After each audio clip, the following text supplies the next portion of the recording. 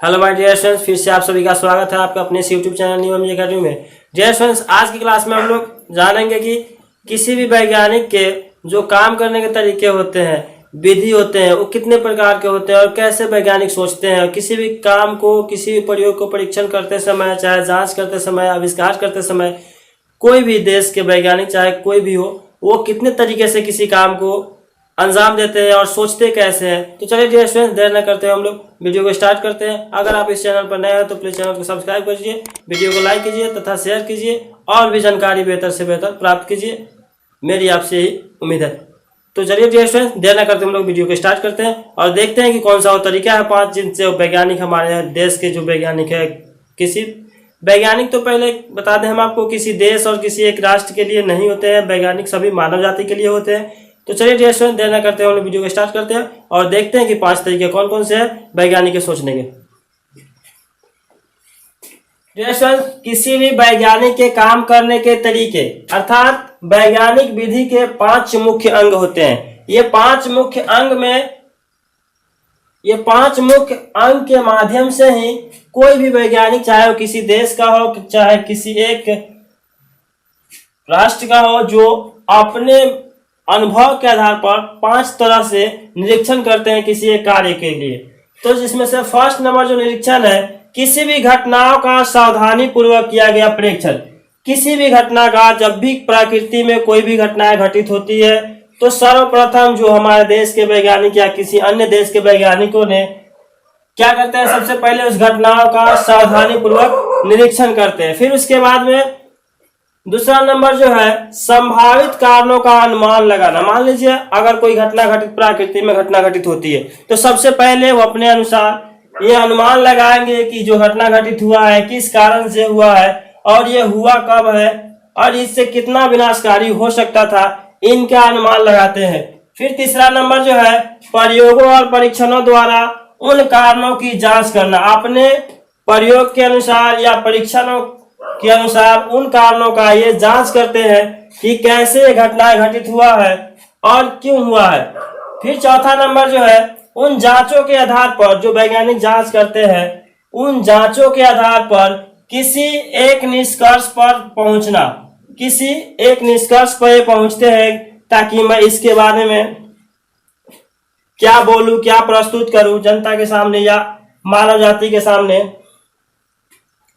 और इसके आधार पर किसी एक निष्कर्ष पर वैज्ञानिक पहुंचते हैं। और जो मेरा लास्ट नंबर है, 5वां नंबर जो है, आवश्यकता के अनुसार, अपने आवश्यकता के अनुसार और विचारों और सोच के अपरिहार्य परिवर्तन करते हैं। अपनी आवश्यकता के अनुसार कुछ विचार अपना से जोड़कर उसमें बताने का और समझाने का प्रयास करते हैं ताकि लोग में ये परिवर्तन देखने को मिले और जो भी प्रकृति में घटनाएं घटित होती है उनके प्रति आम जनता जागरूक हो सके।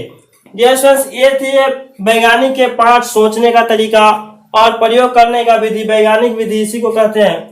ध्यान दें, यहाँ पे एक बात है, वैज्ञानिक किसी एक राष्ट्र यानी किसी एक देश या किसी एक काल, जैसे कि कोई आविष्कार हुआ तो ऐसा नहीं कि 2021 में किसी चीज का आविष्कार हुआ तो केवल 2021 में, चाहे वह 21वीं शताब्दी में कोई कार्य हुआ तो उसमें ही खाली 21वीं शताब्दी नहीं रहेगी। ये आने वाले 100 साल जब तक मानव जाति रहेंगे तब तक के लिए आविष्कार किया जाता है और तब तक ये रहते भी है।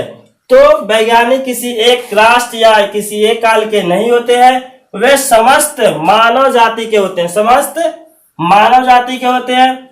विज्ञान एक निरंतर चलने वाली मानवीय प्रक्रिया है। विज्ञान जो है, साइंस, ये निरंतर चलते रहेगी। प्रकृति जब तक रहेगी, धरती जब तक रहेगी, तब तक ये प्रक्रिया चलती रहेगी।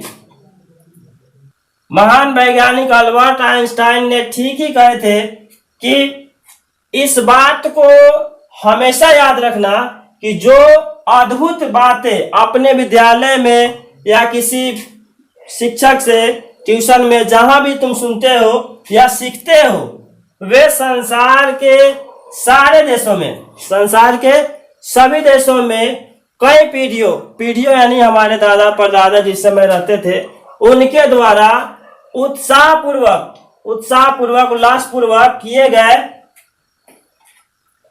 प्रयास और अनवरत परिश्रम का फल है। जो हम सीखते हैं अपने विद्यालय में, जो पढ़ाई पढ़ते हैं, ये हमारे कई पीढ़ियों द्वारा सफलतापूर्वक और उत्साहपूर्वक किए गए परिश्रम के फल है। यह सब कुछ तुम्हारे हाथों में विरासत के रूप में, जिस तरह से जमीन जायदाद अपने बच्चों के लिए माँ बाप छोड़कर जाते हैं, अपने दादा दादी छोड़कर जाते हैं, उसी प्रकार से जो ये अमूल्य उपहार है, ये कई पीढ़ियों द्वारा हमको दिया गया है विरासत के रूप में, जिसमें विरासत के रूप में दिया गया है ताकि तुम इसे स्वीकार करो। हम भी आज स्वीकार करेंगे, कल आने वाले मेरी पीढ़ी भी स्वीकार करेंगे। इसे मान दो, मान मतलब इसमें बढ़ोतरी करो।